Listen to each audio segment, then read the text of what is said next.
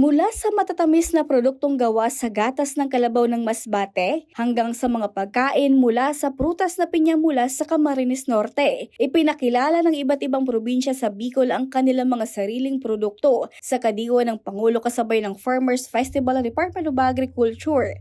Isa sa mga tumatak sa mga bumisita ang karmelado ng masbate na gawa mula sa gatas ng kalabaw, kasabay ng kanilang mga dried pusit at iba't ibang klase ng dried fish na kilala rin sa naturang probinsya. Hindi rin papahuli ang Camarines Norte sa pagdala ng kanilang sikat na Formosa pineapple at mga produktong gawa rito. Kabilang dito ang macarons, muffins, empanada at piña-sellos na pare-parehong gawa sa pinya. May ilang baked products din na ang gamit na flour ay mula mismo sa pinya. Meron din namang mga preserved foods, fresh vegetables, prutas at iba pang agricultural products mula sa iba't ibang lugar sa rehiyon na direktang dinala ng mga local farmers at mga MSMEs. Ayon sa agri-entrepreneurs na nagtampok ng kani-kanilang produkto, malaking tulong ang kadiwa ng Pangulo upang mas makilala ang mga produkto ng mga local farmers at agribusiness owners. Nakakatulong din ito para mas direktang makabenta ang mga negosyante at mas mapalapit ang kanilang produkto sa mga consumer. Dagdag pa nila mas nakakasiguro sila ng kita sa mga ganitong aktibidad dahil madalas na nauubos o nababenta agad ang kanilang mga produkto. May product po kami dito na inilagay from Cam Norte po. Isa po siya sa beneficiary po ng aming project, Camarines Norte Primary Multipurpose Cooperative. May mga product po kami na dala mula sa kanila. Yung po yung macaroons, na gawa po siya sa queen pineapple flour.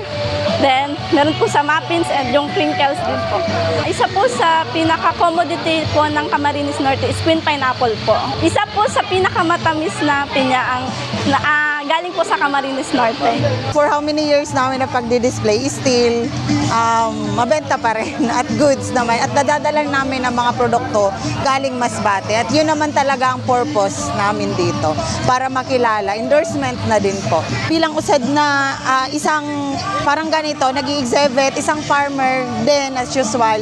Mas maganda po talaga na may ganito. Una't una po, hindi na po mahihirapan ng mga farmers mag-dispose. At the same time din, yung parang hindi nababarat, yung para sa amin, yung hindi namumura yung produkto, nadidispose ng farmer, from farmer to consumer po talaga siya. At mura na halaga.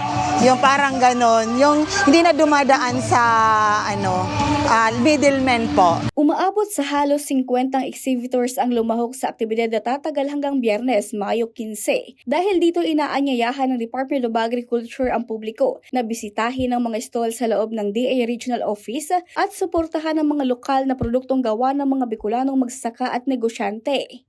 Regine Boe, CSN.